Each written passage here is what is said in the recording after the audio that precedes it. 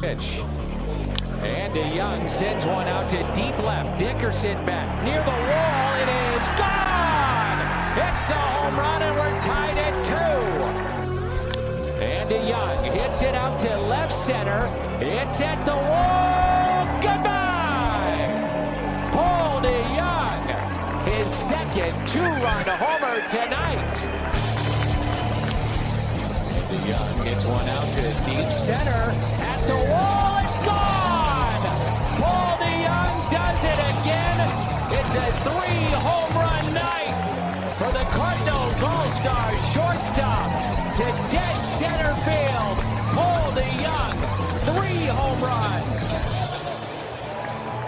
Here's the 0-1 pitch. And DeJONG can change it with one swing. Just one, baby. Out of here. Paul DeJONg. Home run number 22. 3-0 Redbirds. He got a fastball, middle in, and hammered it. Home run number 22 for Paul DeJONG, the only Cardinal shortstop in the history of the organization to have 220 or more home run seasons. He knocked out the M in Big Mac Land. And there's a souvenir for the M. I'd like to see the authenticator go get that one.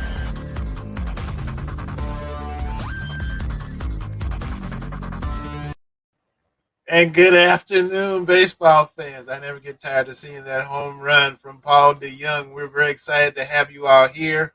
I'm Raymond Doswell with the Negro Leagues Baseball Museum. And this is a very special day for us. And it's a very special day for me because I am a lifelong St. Louis Cardinals fan. So I'm extra excited for our guest today, Mr. Paul DeJONG. But before we do that, we want to share some information with you and share some of our friends who are helping us with the program. First, this is the second program and part of our Remake Learning Days, which is sponsored by the Kansas City STEM Alliance and Remake Learning across the country. This is a science and STEM festival that's going on across the country, but specifically here in Kansas City between May 1st and May 10th. So this is our second program. If you want to learn more about activities that are happening, you can go to their website there and see a list of great activities that are happening. Many of them are free, so we want you to enjoy that. A quick announcement about our next program after this one.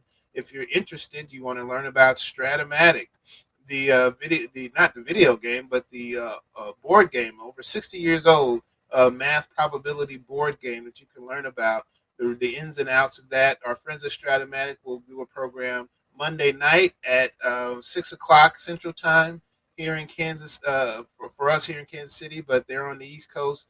But we want you to come and join us in the same place on Facebook Live and on YouTube.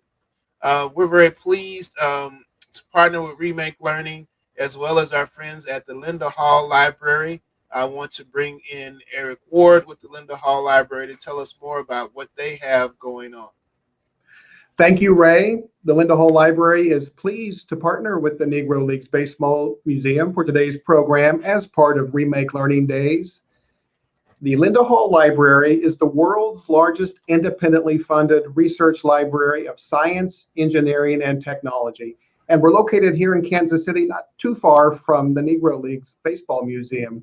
We are open and freely available to the public. So I encourage everyone to come by and visit, get a library card, and explore the world of science.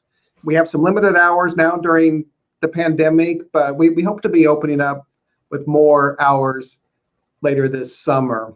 Our collection is very broad and deep. We have material dating from the 15th century up through the present day. We have first editions of all the big names in science: Newton, Copernicus, Galileo, Darwin. You name a scientist, we probably have their works in our collection. And many of them are available digitally. And you can explore all of these science resources at lindahall.org. We also sponsor several exciting programs throughout the year, including our How Do I Become series, designed for middle and high school students, and our Kansas City Invention Convention. That is an annual invention competition open to metro area students in grades 4 through 12. Again, visit lindahall.org for more information about the library and to explore our resources. So thank you again, Ray and Paul. It's great to meet you. As a lifelong Cardinal fan, it's, as Jack Buck would say, that's a winner. It's two of my favorite things, science and baseball. Indeed. Thank you, Eric. And there are plenty of Cardinal fans. Cardinal Nation is strong here in Kansas City. That's and right. We're happy to have Eric and his support. So thank you. Eric's going to go backstage, but he may join us later. And without further ado, the man of the hour, our man Paul DeJONG. Welcome to the Negro Leagues Baseball Museum virtually. Thanks, Ray. Thanks for having me on. I got a private tour from Bob Kendrick a couple years ago at the museum, and look forward to coming back hopefully this year. Well, we'd be excited to have you, and we're always thankful when you and many of the other players, Major League players, but especially Cardinals players and Cardinals fans do like to make the trip over to the museum. I recall another trip when Harrison Bader was here, and Mr. I think I was with him that day. Him and Tommy. Yeah. I was there that day. Yeah, and Bader had a big day against the Royals, so we take credit for that one. Well, good. Well, you are the scientific slugger because you're into math and science, and we want to ask you a few questions about that. But more importantly, we want those of you out there listening, especially young people, to send in questions. I know probably some of our teachers are with the students and can send in the questions through the chat. And we want to mostly hear from you today, and not so much me, but I do have plenty of questions just in case. But I do want to start off with a few. Now, you were born in Florida, but you grew up in Illinois, correct? That's correct. So did you play other sports other than baseball when you were coming up? I played a little bit of basketball in Florida before we moved. I started 6th grade up in Illinois, and then basketball became a lot bigger. I never played any other sports other than baseball and basketball, though. Kind of got hurt in high school playing basketball in the fall and never really got a chance to play an actual game in season. So I kind of been a baseball-only guy for a while, but, I always loved playing in the backyard, basketball, football, you name it. As a young person, though, how did you, especially in your middle school and high school years, how were you balancing sports in school? Yeah, I think I had a lot more time to focus on school. Growing up in Florida at the beginning of, elementary school, it was all baseball. We played 2 seasons. I really didn't have too much time off. But then when I got to Illinois, I started playing the piano more. I started, studying more to try to just because I had more time, less time to play outside in baseball, more snow and all those other things up in the weather in Chicago area. So I think that's when I really started to focus more on my schooling and my extracurriculars. But I was also still, I loved baseball and playing sports, but I just felt like I had time to do other things. Do you still play piano? No, my brother is the real musician of the family, and he was an athlete too. So we both kind of did what our shared activities, but he ended up being the better piano player. I ended up being the better athlete. I think I'll pick it up later on in life. I'm sure it's still in there. Oh, well, very good. Very good. Again, we're talking with Paul DeJONG, shortstop of the St. Louis Cardinals. Well-rounded guy, we're learning, and someone who's interested in science and math, which we will definitely talk about for sure. But you grew up in Antioch, Illinois, which is, I guess, in the Chicago area. So I assumed you followed the Cubs then a little bit as a young person. Yeah, we definitely saw all the Cubs stuff. All my friends were Cubs fans generally. I remember going to games at Wrigley and seeing Sosa hit a home run. So, I was very familiar with the culture, but I will say I never owned a single pair of Cubs shirts or any merchandise. So we can stay strong with that. We will forgive you for that.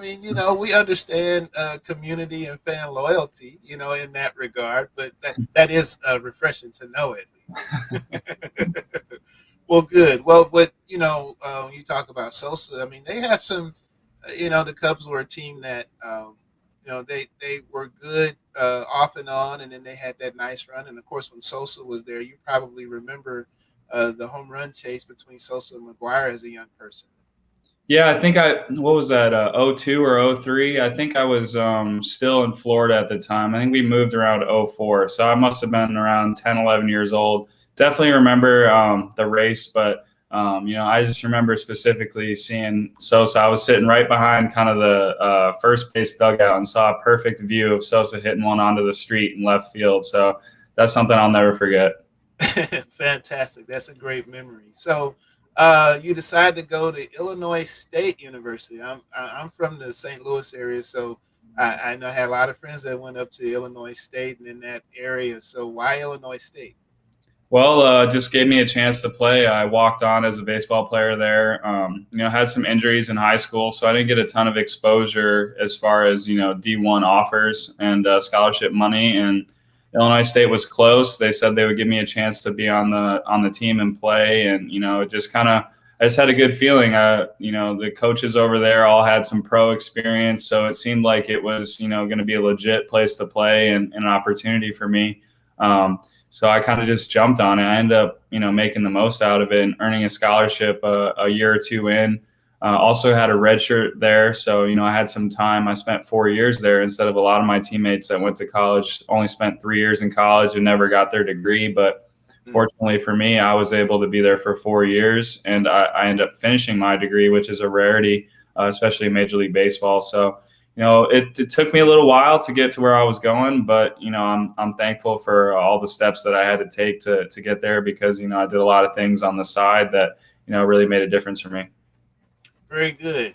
And while you're in college, you studied biochemistry there and got your degree in biochemistry. So where did that love, as one of our folks in the chat have asked, Scott was asked, what inspired your love for science? Did you get it in high school, or was it in college, or how did it come about? Yeah, I remember my first class in high school, first period was honors physics, and just the way my teacher started explaining that, I always, just was drawn to physics and math and the way that you could use it to solve problems. And so I was very much a science supporter, and I loved going to my science classes just because I felt like you could really see the world, objectively, and I was looking for the objective answer. I never was too great in creative writing or, reading comprehension on literature and all those other things. I just felt like it was all, art based, and, it's subjective. So I was always searching for the objective truth, and I thought math and science really helped me out. Well, very good. Again, we're talking to Paul DeJONG. We'll continue, please, to send in your questions for Paul. And we certainly, again, are going to have a lot of more math questions, and I will be, through the time, be setting up some Paul DeJONG trivia questions on the scroll.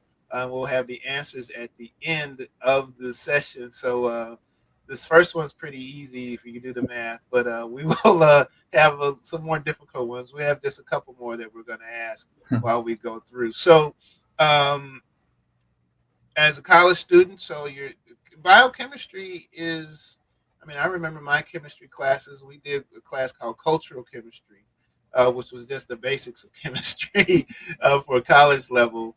So you'd be competent in it. But biochemistry, I assume, is, well, it probably came easy for you because you had that interest. But that seemed to be a pretty demanding choice for a major, don't you think?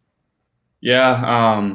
Honestly, I wish I ended up being straight chemistry instead of biochem, because I had a few more biology classes in there than I would have preferred. I really wanted to be a physics major because I enjoyed the math part, but all their classes were from 3 to 5, and I couldn't miss practice every day. So I kind of landed on biochem. It was all in the idea of the pre-medicine track, so I took all the classes I needed to take the MCAT and maybe go into that field. So kind of set myself up for that. I wasn't sure where my life was going to go. And so, I wanted to have a good degree, but, biochemistry was definitely the hardest class I took, at least the 300 level classes my senior year, second semester. The draft is coming up. I'm about to graduate. That was the hardest semester I ever had to deal with as far as classes. But, the hard class is hard when you get a cheat sheet and it only helps you on one question on the exam. So it was definitely a lot, but I really enjoyed it. My professors were great, and it kind of was like an organic chemistry advance. People talk about organic chemistry being a weed out class. A lot of people struggle with organic, but me, that was just like the basics, and you need to definitely know organic chemistry to know biochemistry. So I guess it just made sense to me. Going back to the biology thing for me, the biology thing seemed more classification and more memorization stuff, whereas chemistry seemed to be more, okay, this is a set of compounds that react a certain way with another, and you remember rules and concepts, and then you apply them to the exam. So it definitely made a lot of sense to me overall, the way I think. That makes sense. Now we here in Kansas City, we've had a Chiefs lineman, and his name escapes me right now. Forgive me, but he was pre med, and then he graduated and became a medical doctor, so to speak. He got his medical degree. He opted out of the last season because of COVID, but was on the front lines helping people with COVID with his medical degree. And I think he's going to come back this season. But I guess it's all worked out for you, as opposed to being Dr. DeJOng and being shortstop DeJOng, I guess. Would you say so? Absolutely. I'm very thankful to be able to still be playing. I feel like I've always just tried to get the most out of myself, whatever it is I was doing. So if, in school I was trying to be the best and trying to get A's and be at the top of my class. And as an athlete, I was blessed with some skills, but I feel like I've also worked a lot to develop my skills and my intelligence of the game and all these little facets that separate you as a player. So just kind of the same type of attitude. Whatever you're doing, I always wanted to be the best. Well, very good. Again, we're with Paul DeJOng. Please continue to send in your chat questions, and we'll get to a few more here in just a second. Now you're entering your 5th season of Major League Baseball. How many years did you spend in the minor leagues? I spent just less than 2. I was drafted in June of 15, and I was up late May of 2017. Spent a couple days back there and got called back up. So, once I made it up, I kind of stuck. Indeed, you did. And I remember, I believe one of your first home runs in Colorado was one that I remember watching. It was the folks on the announcing were very excited for you. Well, one, because you hit a bomb, number one. And I don't know, do you remember that home run? Oh, of course. It was my first at bat, actually. I just got called up that day, and I remember I didn't sleep a minute the night before. I was in Memphis, and I had to catch a flight out of Memphis in the morning for a day game in Colorado. And so, crazy things happened. There was like a storm, tsunami type thing the night before, and my plane never got there. So I ended up having to go back through security. I had to change flights because my flight wasn't there. Oh. And so I didn't get to the game till the 5th inning. My folks were already there in the stands waiting for me, and I'm still showing up here in the 5th inning. So it's just one of those crazy days. I slept a little bit on the plane.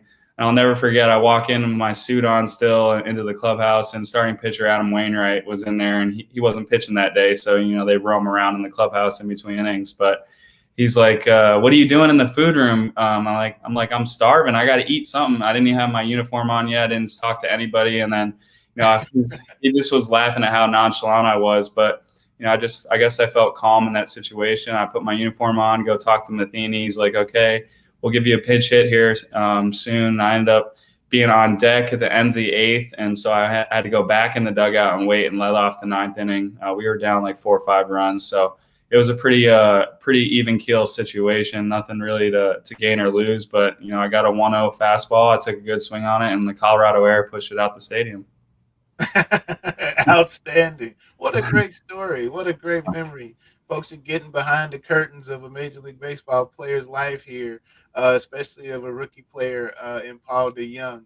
Now, that was a memorable home run, and that was an outstanding. But I know that the one that you hit that we showed in the video there, where you broke the sign at Busch Stadium, had to be pretty memorable as well. I have folks, especially for you kids, this is a math to science program, and Major League Baseball has this new thing that's been out for a few years called StatCast, where they are taking more than measurements of batting averages and things like that, but they're able to get how fast people run, how hard they hit the ball, and things like that. So I remember watching that on TV, and I'm popping up on the screen there StatCast information for that particular home run that you hit where you broke the sign.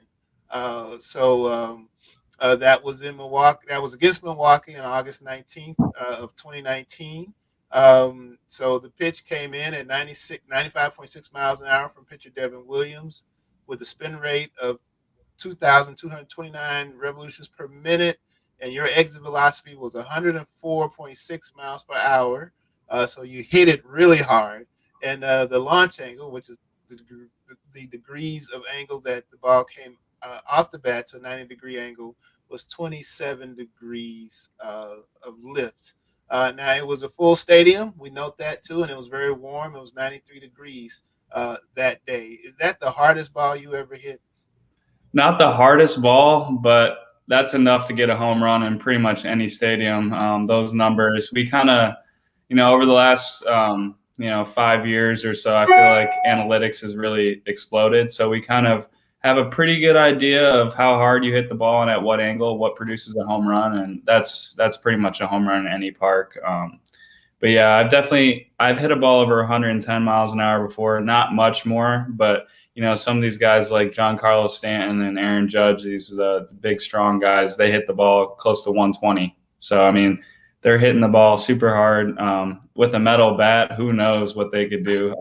I think the wood bat is fine for a grown man, but I still think a metal bat, those old composite bats that we used to swing back in like 2000, 2008. I mean, those balls could just be destroyed. I'd love to see those guys hit with one of those bats. Indeed. I can imagine. When I watched that home run, I swear the ball was still rising when it hit the sign, and so you hit it pretty hard. So how do you, being someone with a science background, how do you use that StatCast data in your daily evaluation of how you work? Yeah, so definitely when it comes to scouting pitchers, I think that spin rate thing is an interesting one, especially for a fastball. It just kind of describes things that we see with more hard numbers. Like, for example, we'll say a guy's fastball rides or has a hop, which means the ball's spinning pretty hard and it doesn't drop as much as another guy's fastball. So you almost have to swing a little bit more above it to try to make better contact. Because if it's spinning super hard, it's going to stay up higher for longer. And, so it's all comparative against other, known factors, or, we can explain and compare certain pitchers that are similar to another pitcher we might know, like, Justin Verlander or Garrett Cole. They throw a hard four-seam fastball, especially up in the zone. The ball is spinning super hard, so it's not dropping as much as you might think. So that's something that you could note in a scouting report. And then though you do have to make adjustments sometimes, right in the middle of an at bat. Absolutely, yeah. You're swinging. It's all about trying to match the plane of your swing with the pitches that you're getting. So you can't be swinging underneath a hard fastball up in the zone. So if you foul one off or miss one underneath, you swing underneath, then you're like, okay, well, I have to adjust myself and make sure I try to hit maybe the top of the baseball instead of the bottom. Kind of change your sights in order to make better contact. Indeed. So just a reminder, we do have the second trivia question up, and we will give you the answers at the end of the program. So when you hit that home run, I just have a couple more questions for you before we get more into the chat. When you hit that home run that season, you were wearing number 12, which I know you switched from number 11, which was the great Jose Oquendo's number, and then he came back to coach, and you switched to number 12. Was there a reason you picked 12, or was it just the next number over? Yeah, I guess it was the next number over. I wanted to give Jose Cheo that number back. I have a tremendous amount of respect for Cheo and what he does for this organization, and how he's helped me as a shortstop. So I definitely wanted to honor him by letting him wear 11, and then I guess I could have switched back the year after, but in 19, but I didn't. So I held on to 12, and then obviously Jordan Hicks right now is wearing number 12. He was always number 12 coming up. His Instagram handle is even jhicks12. So, I felt like I was just reserving it for him, and I kind of presented it to him in 19. I had the clubhouse guy make him a 12 jersey and give it to him, and he's like, "What is this?" I'm like, "Well, you're number 12 now if you want it." And of course he did. And so, it just felt like it all worked out for Hicks and for me. What a wonderful gesture. And I do want to talk about Jordan because he is unique in a number of different ways wearing number 12. I have a graphic up about him as well. So Jordan Hicks, who is unique because of some special things about him. He is a type 1 diabetic, and but is an outstanding athlete, probably one of the hardest throwers in baseball history. Wearing number 12, I happened to be at the ballpark this day on May 20th, 2018, when he threw 5 of the fastest pitches that year in this one at bat against Odubel Herrera. And I do recall the reaction in the stadium when this happened. Each pitch was above 104 miles an hour, and he got a strikeout, but Herrera reached base on a wild pitch on the last swinging strike. How do you hit 104 miles an hour? You got to be loose. Whenever you see a guy that throws really hard, it almost makes you more relaxed in there with your mechanics, because all you have to do is touch the ball. Guys will hit home runs, monster home runs in BP when the guy's throwing 60, 70 miles an hour. So when you guys throwing 105, all you have to do is make good contact. So you try to be more accurate and less less oomph, or less, trying a little bit less. 105 with movement though, like Hicks, that's something special. And it's almost like you just got to be in there in the competition. This guy's throwing rocks at you. You got to stick. You got to try to hit this rock. It's like almost like a primal type battle between you and the pitcher. And so when a guy like that's out there, it's becomes so much fun, because it really is the best of the best competition level you could have in this game. Indeed. Who is the hardest thrower that you recall facing? I've seen Hicks in live BPs. He's got to be up there, especially with his movement. I feel like a lot of guys that throw 100 miles an hour, the ball's a little more straight, but Hicks, his 100 miles an hour moves like a sinker. That's something special. Very good. We will get to your questions here, folks, in just a minute. There's one other thing before we do that, and to talk about the fact that you are a budding scientist of sorts, and you've been working with Dr. Lawrence Rocks. We do have a short video, and you may have seen this from a couple years ago, some of the experiments that you were working on with Dr. Rocks and the baseball. So we're going to just show that real quick. In a chemistry lab at Long Island University Post, an alliance between sports and science is born. And if you squeeze it, notice the shockwave diffuses out. One man is a world-renowned scientist. Press it at different points and look at the stress pattern. The other has a degree in biochemistry and a PhD in baseball.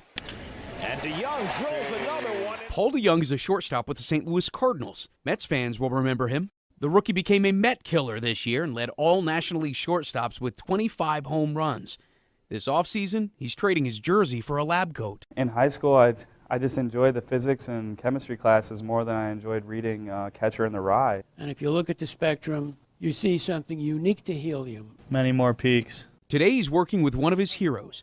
Dr. Lawrence Rocks authored The Energy Crisis in 1972, and he worked with Congress to create the Department of Energy. These two men, both elite in their fields, come together where baseball and data converge. Well, yeah, let's get to work. He's testing an old baseball theory. The warmer the ball, the further it flies. Now here we're going to be dropping this room temperature baseball from a height of 50 centimeters, and we're going to try to measure how high it bounces up. Experiments like this are part of DeJOng's off-season workouts. It allows him to keep his mind sharp while taking a break from baseball. What he's learning today, he's applying on the field. You're doing the scientific method, trial and error, coming up with new solutions, seeing how they work, analyzing them, and making conclusions constantly. As the data is compiled, they discover something strange. This one's supposed to bounce higher, huh? That's not what we're seeing. As you decrease temperature, you get less bounce. Like an automobile tire on a very cold day, it's a little more brittle. If you increase temperature, elastomers get a little mushy, get a little less bounce. The data shows baseball's bounce increases with the temperature, but around 80 degrees, it begins to decline, which means baseball's sweet spot is related to heat. What happens when you have an experiment and the results are not what is expected? That's great. Then you think of another theory, because facts are everything. Science is not a subject. It's a method, and the method can be applied to anything. Anybody can be a scientist. Even a baseball player who's just beginning his career on the diamond, and maybe someday a career in the lab. Can you see Paul with a lab coat after his baseball career is done? No, it's the excitement, the camaraderie. You won't find that anywhere else. A doctor doesn't find it. How many people cheer when a doctor writes a prescription? But it's the scientific method DeJONG is using here that continues to be the basis for his success here. Think you learned something today? Yeah, and we definitely raised some more questions that need to be answered, so it never ends. In a Oh, sorry, I almost started again. But that must be strange watching that. That was a couple of years ago. That was a lot of fun, huh? Yeah, I like working with Dr. Rocks. I feel like he's taught me a lot, especially about science is not a subject, it's a method, and anybody can be a scientist. That, to me, that explains so much and gets rid of any stigma that kids or other people might have towards this. The idea of science, or in school, going to class. I mean, it just shows what it really is, and I think Dr. Rocks has a great perspective on a lot of things. I think that was one of the big takeaways I took from watching that as well, and a good reminder for students, especially, to understand that you don't have to be intimidated, but you do need to know your math, and you do need to understand that there's a process for doing things, and you can break things down scientifically, as well as how you're best applying that to how you play the game, right? Absolutely. I'm kind of my own project now. I get to work on diet, on exercise. I try to absorb as much information as possible from all our great trainers and the strength coaches and all these people around us, the support staff. I try to just ask them as many questions as I can and learn as much as I can, just to incorporate things into my routine, my basically my whole idea of life and playing this game right now. It's such a narrow window that I have to maximize myself as much as I can. You mentioned diet and nutrition. What does your daily nutrition look like these days? A lot of eggs, avocado. I think shellfish are great. Certain fruits and vegetables, definitely. There's a great book called The Plant Paradox that really got me thinking about certain plants have strategies to not get eaten, and fruits are generally safe, but some vegetables, they have parts that you shouldn't necessarily eat. And so it just kind of streamlined me to kind of understand what it is I need, the basics. And then there's a lot of things that people might not know about that are superfoods, like beef liver or oysters, things like that, that can really add a ton of nutrients, bioavailable nutrients, especially that you need to fuel your brain, which needs a lot of fat to run. So just learning about the different breakdown of food, proteins, carbs, fats, and how things are digested. The time when you should eat certain foods. I mean, there's so much you can go into with diet. Well, it's probably gotten quite a bit more complicated than when you were in high school and even in early college. Yeah. Soon you had some habits that maybe weren't as great back then. Yeah, I can remember eating in the dorms late night, just eating 3 PB&Js and a couple chocolate milks before bed. Just I gained 20 pounds of muscle from my freshman year just from weightlifting and eating. Well, very good, very good. There is a question in the chat from Bill. Other than Busch Stadium, your home stadium, what is your favorite place to play as an athlete, and why? I love playing at Wrigley Field. I just feel like Chicago is an amazing city. It feels comfortable to me growing up near there. We stay in a great part of the city. And then the games are always intense. I mean, the games are always, the best baseball. Wrigley feels like a carnival. It feels like a party. Everyone's there's a ton of energy. And then, obviously the Cubs-Cardinals rivalry, playing some of our biggest games there, for good and for bad. So, I think we've had some triumphs and some fails there, but, nonetheless, I love it. Love playing there. Hard to forget, as a Cardinal fan, the back-to-back home runs off Kimbrel a couple seasons ago, with you and Yadier Molina.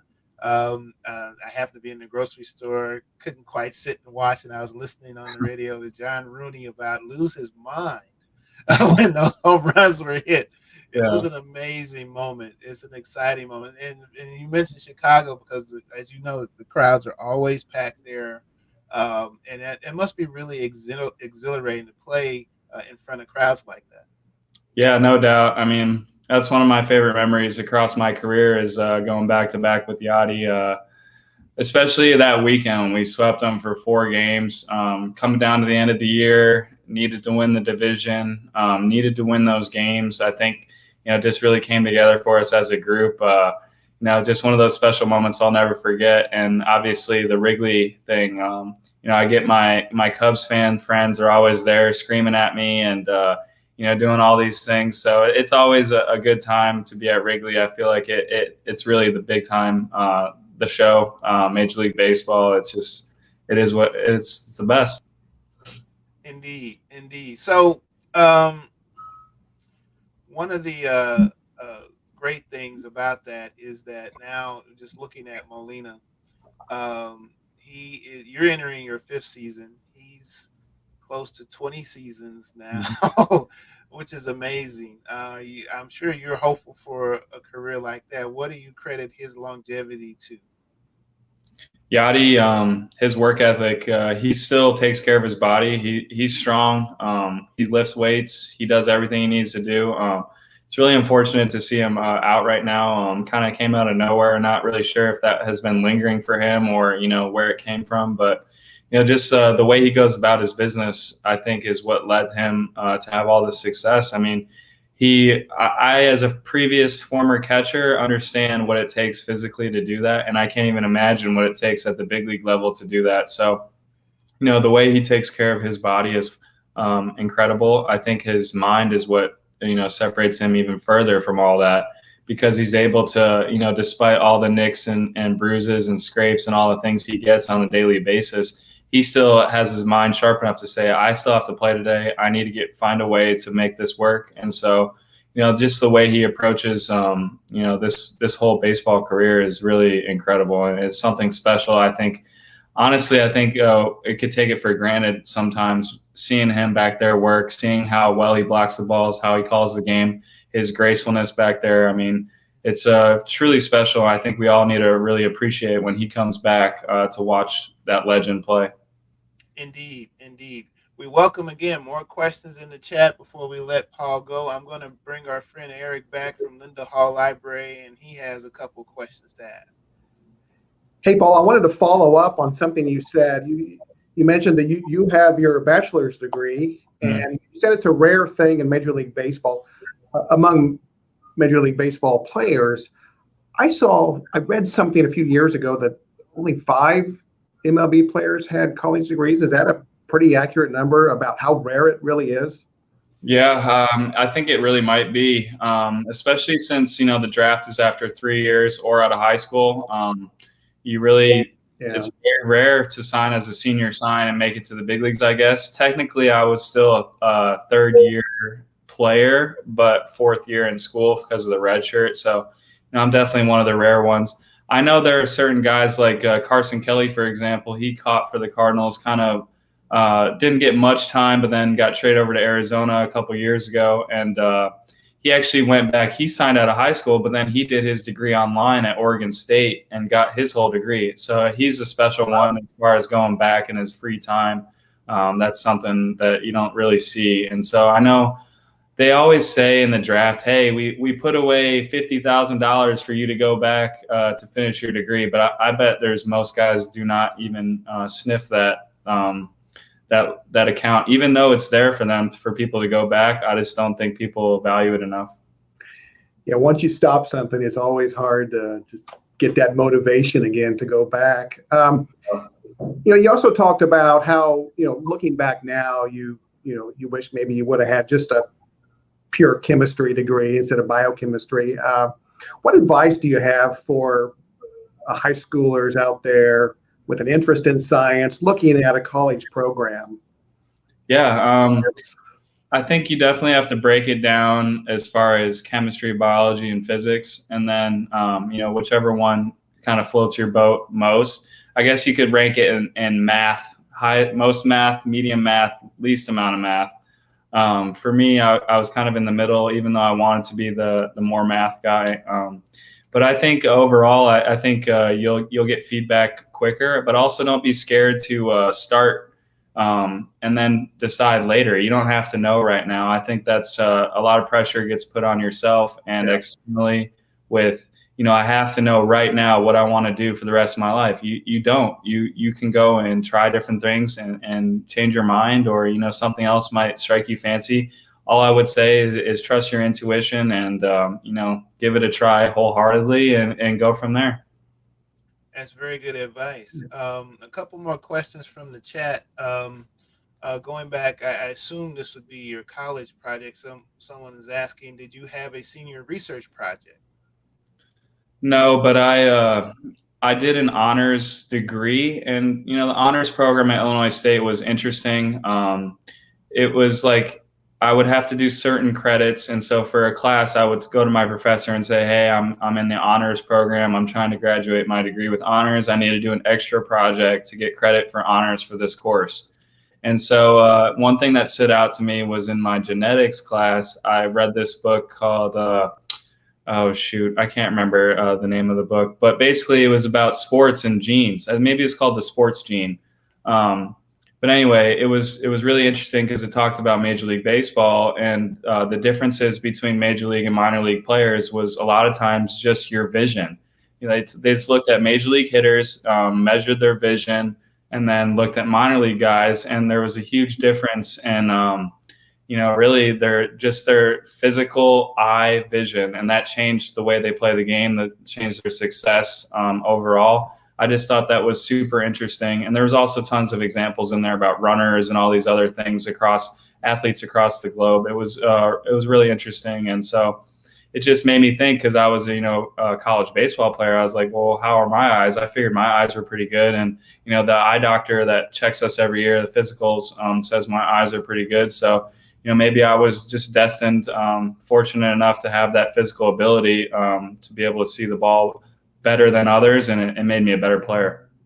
I recall a few years ago there was some experiments on vision that they did, and they included Albert Pujols, and his reaction times were just unbelievable, twice as fast as other people. So, and it had a lot to do with his vision. So that's a very interesting point.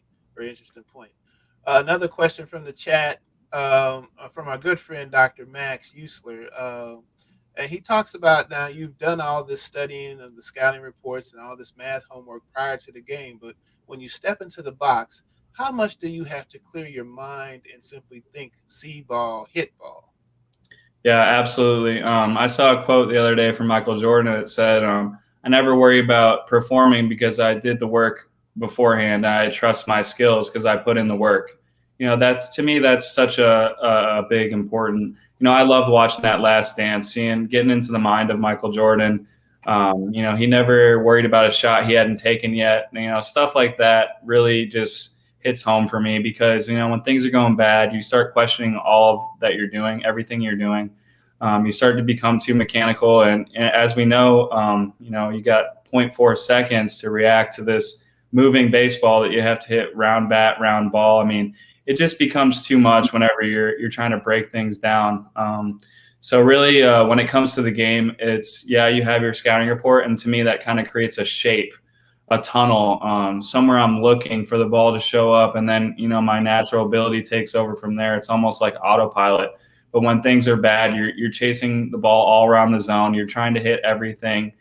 So it really becomes, as a hitter, it's a selectively aggressive approach, and then the confidence in your ability and your plan. So You're only as good as your plan. So if you're going up there without a plan, you're not going to have a ton of sustained success. So for me, the scouting reports are great and they give me an idea and a visualization. But then when it goes up to the game, it has to be almost just like an autopilot of, okay, this is my plan. This is my tunnel. This is where I want the ball to show up and where I want to swing. And you go from there.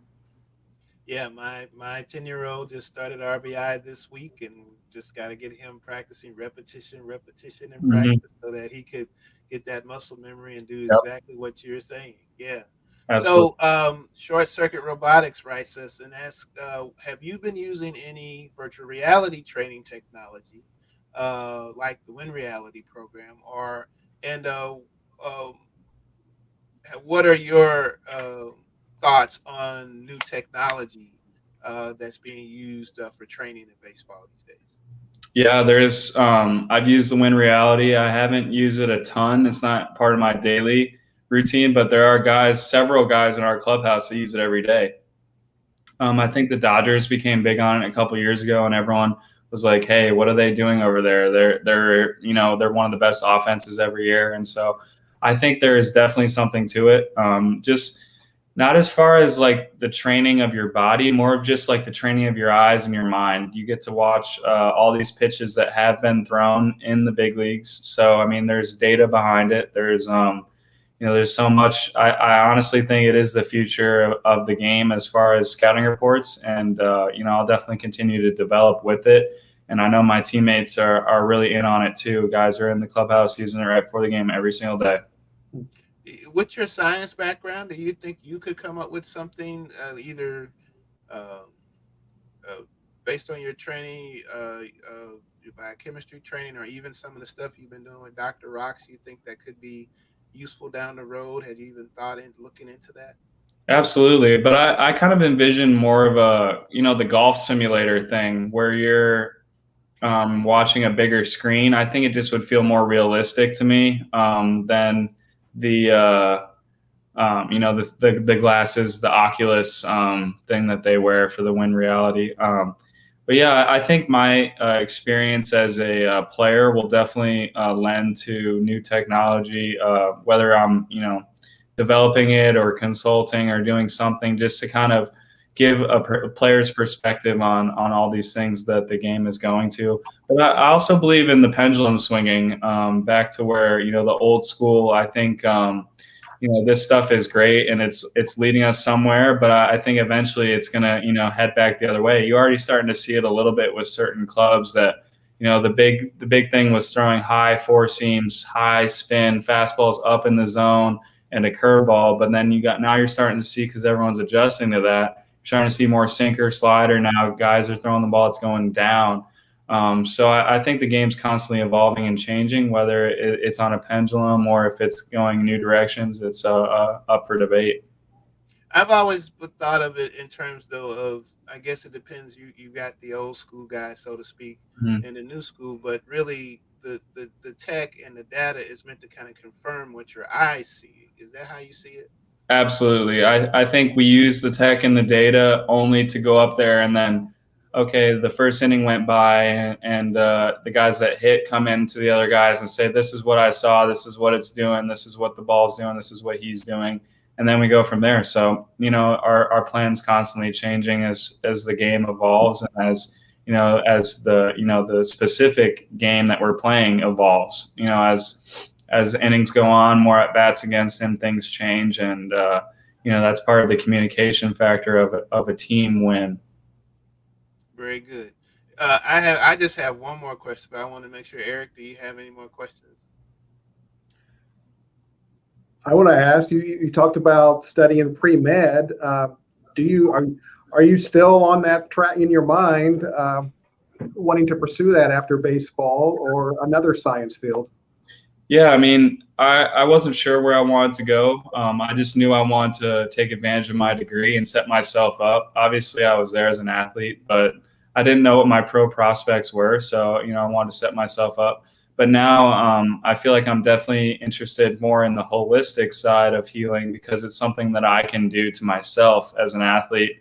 whether it's sound and frequency, vibration technology, or healing and resonance stuff. The diet stuff makes a lot of sense to me. All these meditation and kind of visualization type techniques, I think I've really grown to like, and I've included them in my own experience. The binaural beats stuff, with the alpha, beta, theta, delta waves, stuff like that.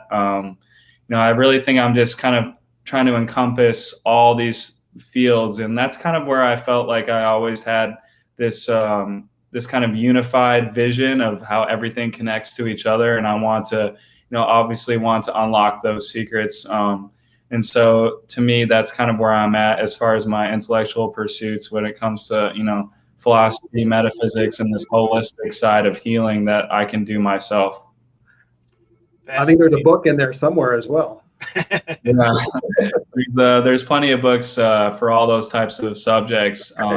There's a book for anything you want to learn, and I look forward to coming over there to the Linda Hall Library and meeting you, Eric, and going back to the Negro Leagues Museum to meet you, Ray, and see hopefully Bob there again. And I look forward to just continuing on my educational pursuit. Just because I'm playing the sports doesn't mean I can't continue my education. I think that's the biggest thing I want to get across.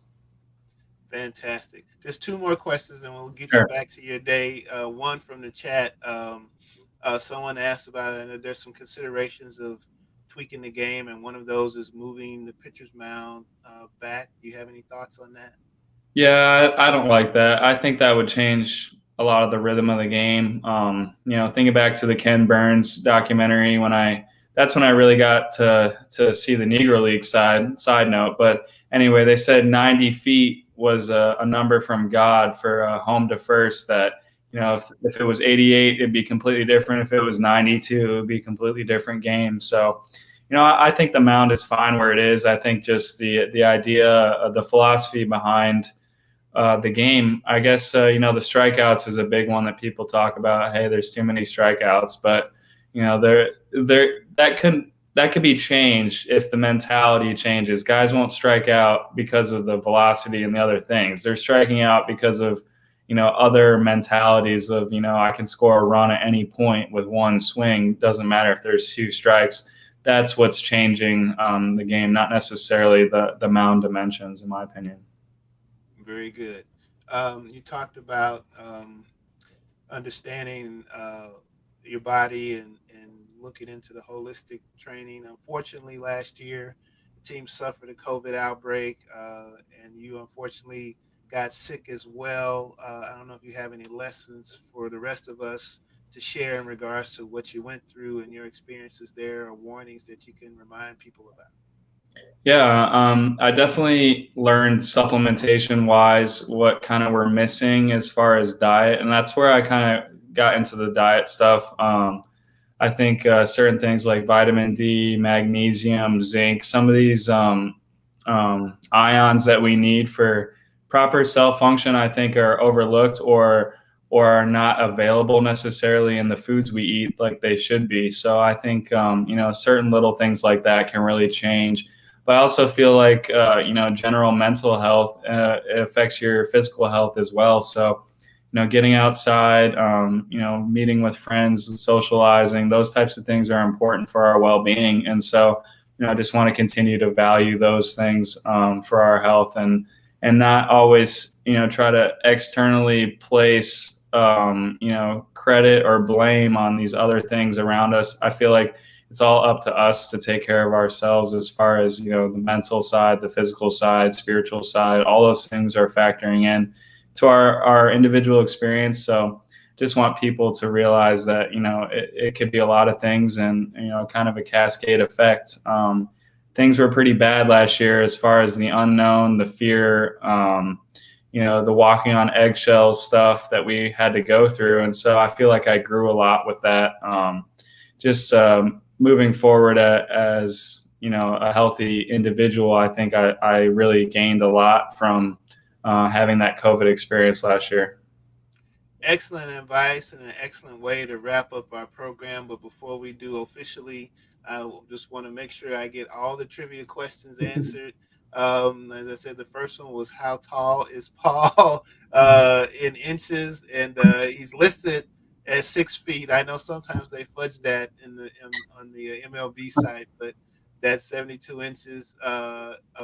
We asked about your doubles for the last 4 years, what your yearly average doubles would be. You have a total of 88 for the first 4 seasons, so that averages out to 22 doubles annually. Of course, you probably should throw out last year's number 6, but we got to include that for math purposes. And Yep. then I asked folks to calculate your batting average for the first 4 seasons. You had 398 hits with 1,588 at bats for rounded up to .251 batting average. Pretty good for a 5-year veteran, I think.